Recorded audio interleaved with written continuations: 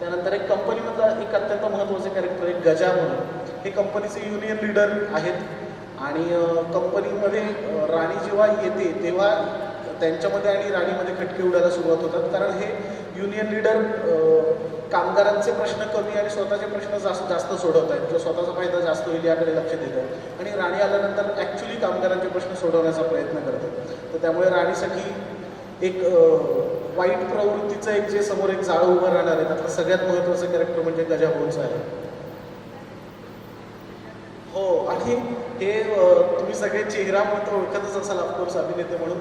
यांच्यासाठी खूप वेगळं एक कॅरेक्टर आहे प्ले करण्यासाठी संतोष सरांसाठी, कारण त्यांनी आत्तापर्यंत अनेक आधीच्या मालिकांमध्ये खूप पॉझिटिव्ह आणि खूप प्रेमळ भूमिका करण्याचा प्रयत्न केला आहे. तो आमच्यासाठी त्यांच्यासाठी पण आम्ही एक त्यांना एक वेगळं काहीतरी देऊ केलं आहे की त्यांच्यातला अभिनेता अजून किती चांगला आहे किंवा किती वेगवेगळ्या शेड्सने तो रोल करू शकतो, आणि त्यांनी ते आनंदाने स्वीकारलं आहे. त्यांनी एक ते चॅलेंज म्हणून स्वीकारलं आहे. सो तुम्हाला एक निगेटिव्ह रोलमध्ये पहिल्यांदा बघता येईल संतोष सरांना.